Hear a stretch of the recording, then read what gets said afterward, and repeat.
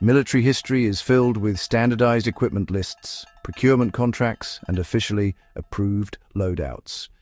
On paper, issued gear represented the best thinking of planners, engineers, and logisticians. But in practice, soldiers learned very quickly that survival rarely depended on what was issued. It depended on what still worked after weeks of mud, cold, heat, neglect, and exhaustion. Across wars and continents, troops quietly trusted a different set of tools, chosen not because they were authorized, but because they endured reality. This pattern is not accidental. It appears in World War I trenches, World War II campaigns, Vietnam jungles, desert wars, and modern conflicts. When conditions deteriorated, soldiers relied on tools that were simple, adaptable, and forgiving of mistakes. Trust was built through failure, not design. Issued equipment was designed to meet doctrine and scale. It had to work for millions of soldiers, under many conditions, at acceptable cost.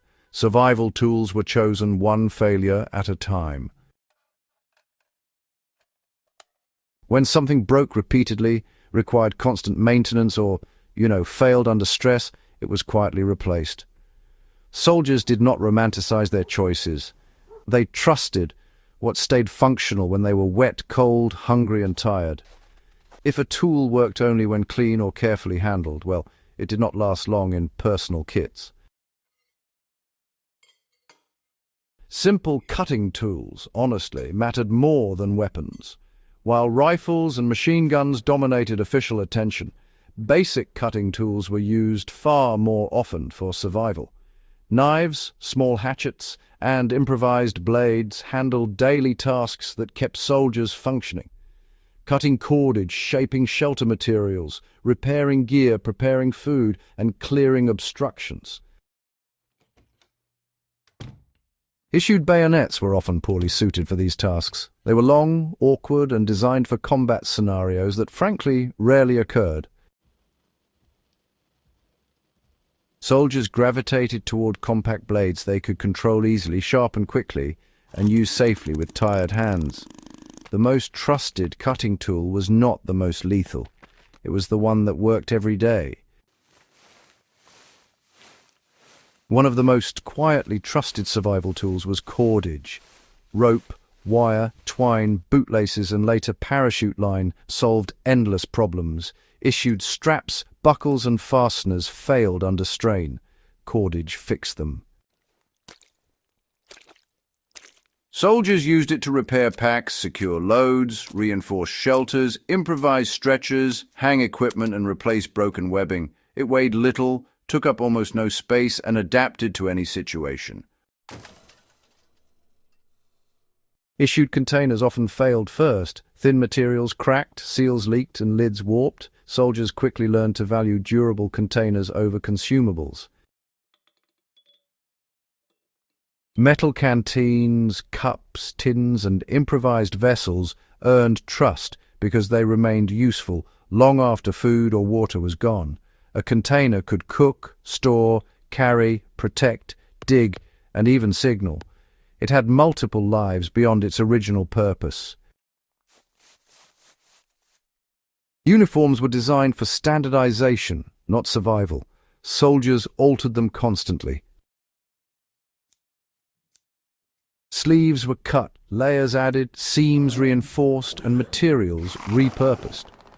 Extra socks were treasured more than spare ammunition in cold and wet environments.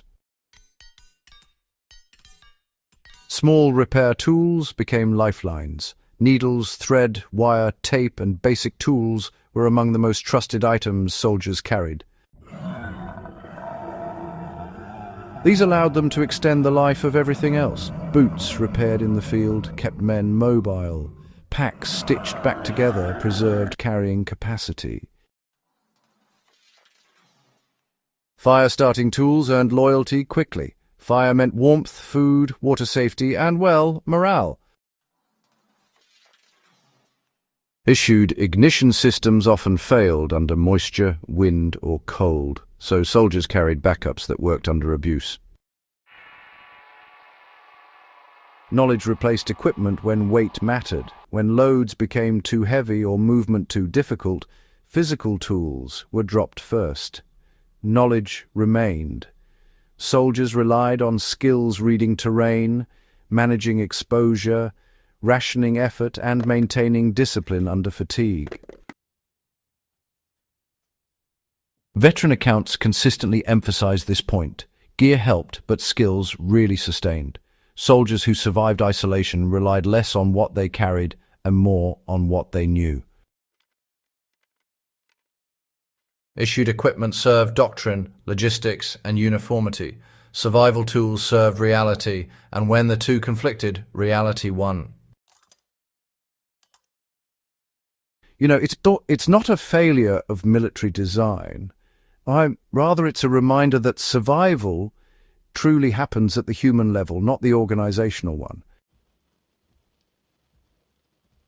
The tools soldiers trusted most were rarely the ones that seemed impressive at first glance. They were simple, adaptable, and durable, you see. They reduced effort instead of increasing it, and they functioned without demanding constant attention. Military history suggests a quiet truth that modern survival culture often seems to overlook planning issues, gear, but experience chooses tools. And when survival is at stake, it's experience that always has the final word. Strange,